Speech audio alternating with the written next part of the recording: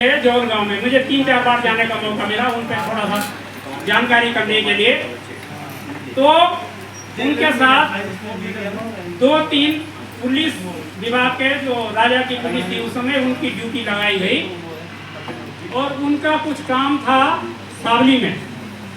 तो उन्होंने 11 बजे रात उनको सोने दिया नहीं, उनको सोने नहीं दिया। उन्होंने उनसे कहा कि मुझे वहाँ जाना है, मेरा कुछ काम है, और वो चल दिए। लेकिन वो इतने तेज चलते थे कि पुलिस वाले उनके पीछा नहीं कर पाए और उनको खोज ही नहीं पाए कि वो गए कहाँ। तो फिर सुमन जी ने संदेश भेजा राजा को कि जैसे तुम नींद में पड़े रहते हो, जैसे सुस्त तुम हो, वैसे तुम्हारे सिपाही भी हैं, उनका कहीं अता पता नहीं है। और एक बार की बात जो वहाँ गाँव वालों ने जो घटना मुझे बताई, उनके परिवार के लोगों ने, और गाँव में भी मैंने पता किया, तो एक बार उनको कोई चिट्ठी पोस्ट करनी थी और चिट्ठी पोस्ट करने के लिए उनको काणाताल में था पोस्ट ऑफिस, वहाँ से नज़दीक और जगह नहीं था, तो उनको काणाताल जाना था। पर उन्होंने कहा यदि मैं इनसे कहूँगा जो मेरे साथ पुलिस लगी है मेरी निगरानी के लिए, तो मुझे चिट्ठी डालने नहीं देंगे। और मुझे लगता है कि काणाताल वहाँ से कम 18-20 किलोमीटर दूर होगा। पहले नीचे उतरो, फिर ऊपर चढ़ाई चढ़ो, तब काणाताल कहाँ रह गया, कहाँ जौ गाँव रह गया, चंबा के पास 2-3 किलोमीटर। तो वो 11 बजे चले, उन्होंने वहाँ चिट्ठी पोस्ट की काणाताल में, और सुबह जब तक रात होती थी तब तक वो वापस लौट आए। चलो खैर बहुत सारे किस्से हैं। जब उनकी कक्षा चलती थी, जब हमारी कक्षा चलती थी स्कूल में, उनकी आरती हुआ करती थी, जैसे आज हम जनगण मन और दूसरे करते हैं। तो रक्षत गोलाम बदरी जननी सिंह वाहनी, जब तक नलु सूरज और चंद्रमा तब तक करो राज। इस तरह का जो है राजा के लिए हम लोग आरती करते थे। अब मुझे ज़्यादा कहने की आवश्यकता इसलिए नहीं, क्योंकि बहुत सारे काम में बच्चे भी हमारे जाएंगे, लेकिन मैं इतना निवेदन करना चाहूँगा, 1061 बरस तक हम टिहरी के गढ़वाल के गुलाम रहे, राजाशाही के हम द्वारी गुलामी में रहे, मोहम्मदनों के, अंग्रेजों के और उन फौजदारों के, जिनके गढ़ जो है टेरी गढ़वाल में, जिनको कहते हैं कि गढ़वाल है ये, और कितने गढ़ हैं, तो 52 गढ़ का तो मालूम है। लेकिन अब HN भोगना यूनिवर्सिटी में इसका सर्च हो रहा है, तो 200 कुछ गढ़ हैं, उनके भी हम पर्जा रही। और उस समय की पर्जा में क्या हुआ करता था, विषय थे हरिद्वार में जा करके गोली लगती थी। उससे पहले भी, चाहे वो रामचंद्र जी का जमाना रहा हो, चाहे कोई भी जमाना रहा हो, और जो जिसके गुलाम हुआ करते थे, उनके कपाल पर जो है उनका टिक्का जो है आग में लगा करके गलाया जाता था। ये थी उस समय की बातें, पुराने जमाने की बातें, जिसे सरदार भगत सिंह और दूसरे लोगों ने जो है उसको उठा करके सही किया और हमको यहाँ पर बोलने का अधिकार दिया। श्रीदेव सुमन, आपने हमारे संचालक महोदय से सब कुछ सुन लिया है। किस गति में रहे होंगे वो प्यारे बच्चों, क्या परिस्थिति रही होगी उस समय। उन्होंने उठा करके राजा के खिलाफ बात करी है। आज हम पीछे होते हैं, आज कोई परेशानी पैदा होती तो हम वहां पर अंध भगत बन जाते हैं। किस तरह से उन्होंने उस समय राजा की बात को करी और राजा की बात को नहीं माना। राजा उनको क्या क्या नहीं देना था, पूरा तेरे का राज भी दे सकता था, लेकिन राजा ने कहा, उसने सुमन ने कहा, मैं चंद चांदी के टुकड़ों पर अपना ईमान नहीं बेचूंगा। ये है शिक्षा सुमन जी के आजाद दिवस मनाने की। ये है शिक्षा उस बात की। हम लोग जब अपने घरों में अपने माता पिता का क्या करते हैं, श्राद्ध करते हैं। क्यों श्राद्ध करते हैं? उनकी याद करते हैं, और उनकी याद में ये भी करते हैं कि जो तुमने छोड़ा है उसको करेंगे और जो गलत हुआ उसको छोड़ देंगे। इस तरह की बात लोग, तो सुमन जी की याद को करने में हमारा तो ये काम फर्ज होता है कि सुमन जी ने जो काम छोड़े हैं उनको हम पूरा करें। सचमुच हम सुमन जी के भगत हैं तो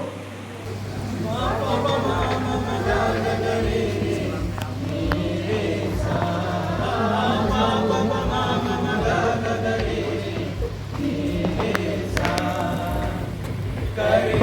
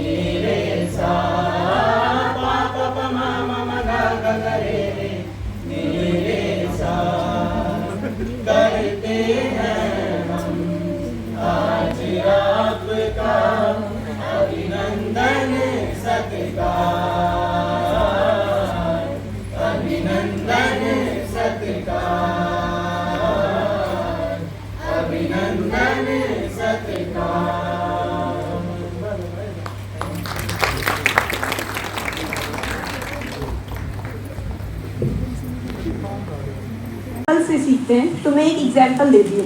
अभी जो जस्ट ये गढ़वाली सुमन जी पे आधारित आपका गायन था, बाकी लोग शायद गाना सुन रहे होंगे। मैं देख रही थी एक जो हमारी डेली लाइफ में होता है, प्रिपेयर मैंने किया और उसका क्रेडिट कोई और ले जा रहा है।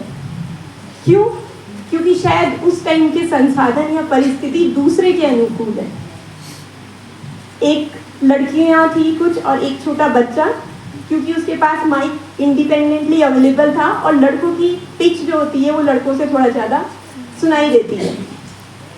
तो यही लाइफ है और हर दिन हम ऐसा देखेंगे, हर दिन हमें ये चैलेंज लेना है और हम उस चैलेंज से कैसे अपने आप को विजेता के रूप में या संतुष्ट व्यक्ति के रूप में कैसे अपने आप को साबित कर पाते हैं, यही जीवन है। हमेशा हम विजयी नहीं होंगे। ऐसा नहीं होगा एग्जाम में मैं अपेयर हुई तो मैं ही सक्सेसफुल होंगी। हो सकता है कभी मेरी मेहनत अच्छी रही लेकिन मेरा भाग्य अच्छा नहीं रहा, तो हो सकता है मैं सफल ना हूँ। लेकिन अगर मैं सफल नहीं हुई तो क्या मुझे हार मान लेनी है? क्या मुझे अपने आप को क्वेश्चन करना है या मुझे एनालाइज करना है कि गलती कहाँ रही, कमी कहाँ रही और उस कमी को कैसे मैं पूरा करूं, क्योंकि जो नेक्स्ट अटेम्प्ट हो उसमें फिर वो कोई भी कमी मेरे राह में बाधा ना बन पाए।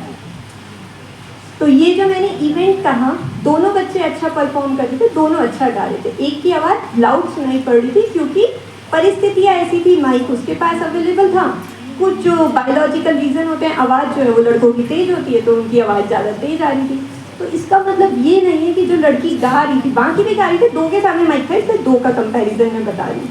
तो इसका मतलब ये नहीं है कि वो जो लड़की है वो ये समझे कि मेरी परफॉर्मेंस कहीं पे नोटिस नहीं हुई या उस परफॉर्मेंस का मुझे लाइफ में कहीं फ़ायदा नहीं मिलेगा अगर हम उस चीज़ को सही तरीके से ऑब्जर्व करें, सही दिशा में उसमें मेहनत करें और हमेशा प्रयास करते रहें।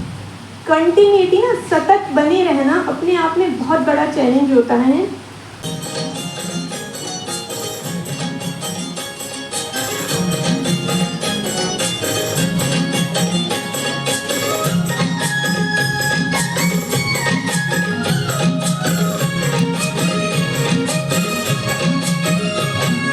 Party,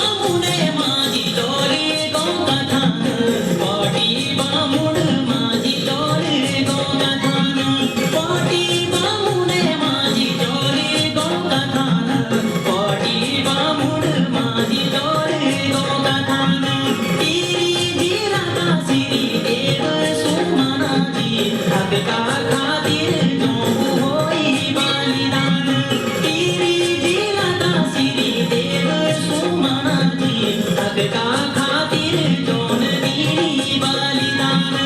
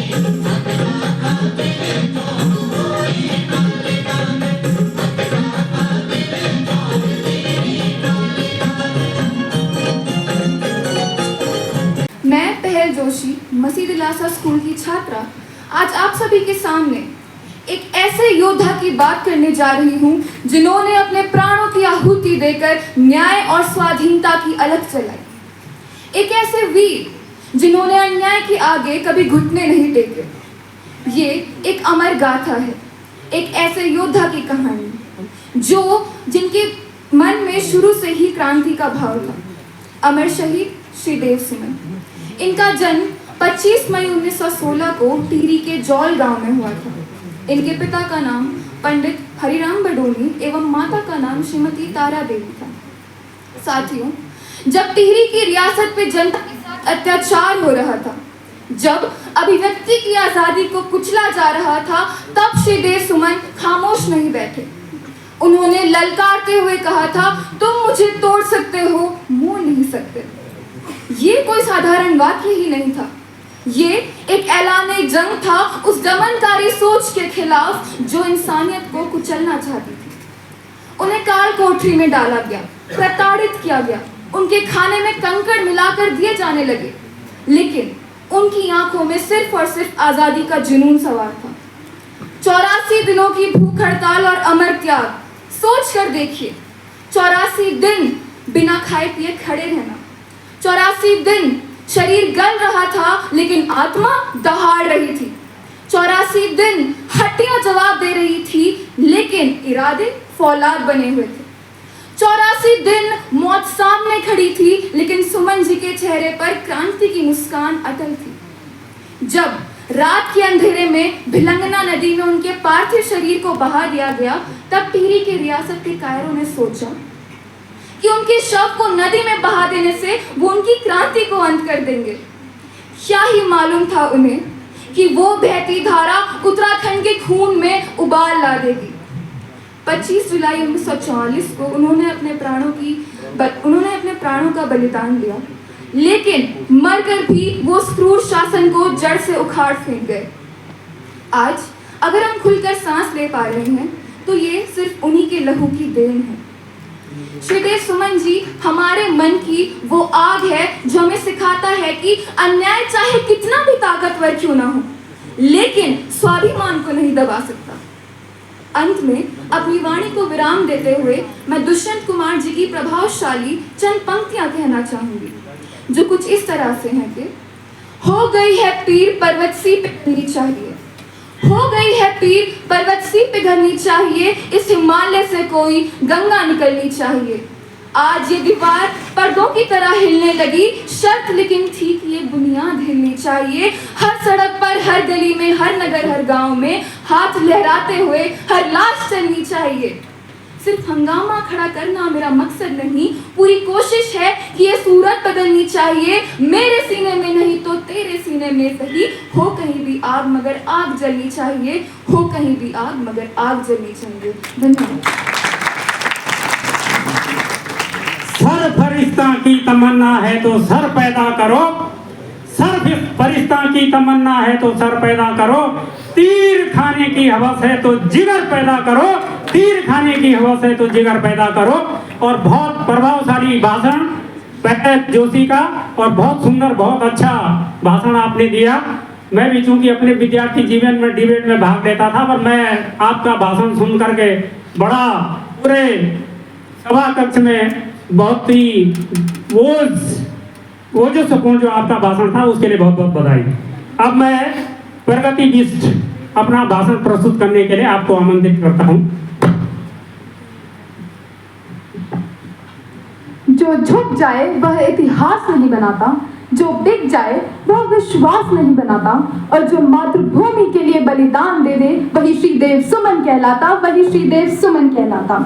आदरणीय निर्णायकगण, मेरे प्यारे साथियों और आप सभी को मेरा सादर प्रणाम। कहा जाता है कि इतिहास सिर्फ पढ़ा नहीं जाता बल्कि जिया जाता है। उत्तराखंड में एक ऐसा इतिहास जन्मा जिसने हमें सिखाया कि सच्ची शक्ति केवल हथियारों में नहीं बल्कि विचारों में होती है। आज मैं प्रगतिनिष्ठ मसीह दिलासा स्कूल की छात्र, उस अमर क्रांतिकारी उत्तराखंड की आन बान और शान श्रीदेव सुमन के जीवन पर अपने विचार प्रस्तुत करने जा रही हूँ। आज उत्तराखंड इतना सुंदर और शांत लगता है, पर एक ऐसा समय था जब इन्हीं पहाड़ों में लोगों की आवाजों को दबा दिया जाता था, अन्याय बोलता था और सत्य मौन रहता था। टिहरी रियासत के लोग कर्ज के तले कर्राह कर रहे थे। डर ऐसा था कि लोग सत्य बोलने से तक कांपते थे। तभी एक युवा उठा, साहस की मशाल जलाई और बोला, अन्याय की उम्र बहुत छोटी होती है, यदि साहस जन्म ले ले तो पूरा साम्राज्य कांप उठता है। 25 मई 1916 को टिहरी गढ़वाल के जौल गांव में जन्मा श्रीदेव सुमन शायद स्वयं भी नहीं जानता था कि एक दिन उत्तराखंड के इतिहास के पन्नों में उसका नाम सबसे उज्जवल अध्याय बनेगा। उसने हथियार नहीं चलाए, उसने नफरत नहीं फैलाई, उसने केवल सत्य को अपना मार्गदर्शन बनाया। मैं आप सभी से एक प्रश्न पूछना चाहती हूँ, यदि सत्य बोलने की कीमत जेल हो तो क्या आप सभी सत्य बोलेंगे? श्रीदेव सुमन ने बिल्कुल ऐसा ही किया। उन्होंने लोगों को जागरूक किया, उन्होंने साहस और अहिंसा को अपना मार्ग बनाया और टिहरी रियासत की दमनकारी नीतियों का खुलकर विरोध किया। लेकिन शासन हमेशा सत्य बोलने वालों से डरता है, इसलिए उन्होंने उन्हें कारागार में बंद कर दिया। जेल की दीवारें शरीर को बांध सकती है, विचारों को नहीं। जंजीरें हाथों को बांध सकती है लेकिन स्वतंत्र विचारों को नहीं। जेल में उनके साथ अमानवीय व्यवहार किया गया, उन्हें झुकाने की हर एक मुमकिन कोशिश की गई, लेकिन उन्होंने हार नहीं मानी और 84 दिन तक ऐतिहासिक भूख हड़ताल की। सोचिए, एक दिन नहीं, एक महीना नहीं, एक सप्ताह नहीं, बल्कि पूरे 84 दिन। दिन प्रतिदिन शरीर कमजोर होता गया पर विचार और भी मजबूत होते गए। शरीर थक सकता है लेकिन संकल्प नहीं, सांसें रुक सकती हैं लेकिन सिद्धांत नहीं। और अंततः 25 जुलाई 1944 एक शरीर शांत हो गया, लेकिन एक विचार अमर हो गया। रियासत ने सोचा कि एक व्यक्ति चला गया और कहानी खत्म हो गई, लेकिन इतिहास मुस्कुराया और बोला, जो अपने लिए जीते हैं वे एक दिन मर जाते हैं, लेकिन जो समाज के लिए जीते हैं वे सदियों तक जीते हैं। आज हमारे हाथों में किताब है, कलम है, संविधान है और एक स्वतंत्र भारत है। यह सब हमें यूं ही नहीं मिला, इसके पीछे श्रीदेव सुमन जैसे असंख्य वीरों की त्याग छुपी है। यदि हम सच बोलने से डरें, यदि हम अन्याय को देखकर चुप रहें, तो उनके बलिदान का सम्मान कैसे करेंगे? आइए आज हम केवल उन्हें याद ना करें, बल्कि उनके साहस को अपने चरित्र में उतारें, उनकी सत्य को अपनी आवाज बनाएं और उनके बलिदान को अपनी प्रेरणा बनाएं। अंत में मैं अपनी वाणी को विराम देते हुए बस इतना कहना चाहूंगी कि ना धन झुका सका, ना शासन डरा सका। जिसने सत्य को जीवन बनाया उसे मृत्यु भी ना हरा सकी। जब तक हिमालय खड़ा रहेगा, जब तक गंगा की धारा बहेगी, सत्य के हर संघर्ष में देव सुमन का नाम रहेगा, देव सुमन का नाम रहेगा। धन्यवाद। जय हिंद, जय उत्तराखंड, जय अमर श्री देव सुमन। पीर पर्वत हो गई अब पिघलनी चाहिए, पीर पर्वत हो गई अब पिघलनी चाहिए, इस हिमालय से नई गंगा निकलनी चाहिए, इस हिमालय से नई गंगा निकलनी चाहिए। और प्रगति बिष्ट का एक बहुत सुंदर ओजस्वी भाषण। अब इसके बाद अनन्या पवार। लोहे की उन बेड़ियों ने भी भर भर कपकपी खाई होगी, जब कोढ़े की उस बारिश में भी रूह उसकी मुस्कुराई होगी। भूख प्यास से सुलग उठी वो कोठरी भी उस जालिम की, जब माँ के इस दीवाने ने वतन कसम की खाई होगी, वतन कसम की खाई होगी। शुभ प्रभात। आज मैं आपको एक ऐसे इंसान से मिलाने आई हूँ जिसने मौत की आंखों में आंखें डालकर उसे घुटनों पर ला दिया।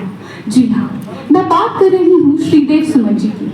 श्रीदेव सुमन जी का जन्म उत्तराखंड की एक पावन भूमि में हुआ, जब पूरा देश, विशेषकर टिहरी रियासत, गुलामी और राजशाही की बेड़ियों से जकड़ी हुई थी। तब इस 24 साल के नौजवान ने दुनिया में क्रांति की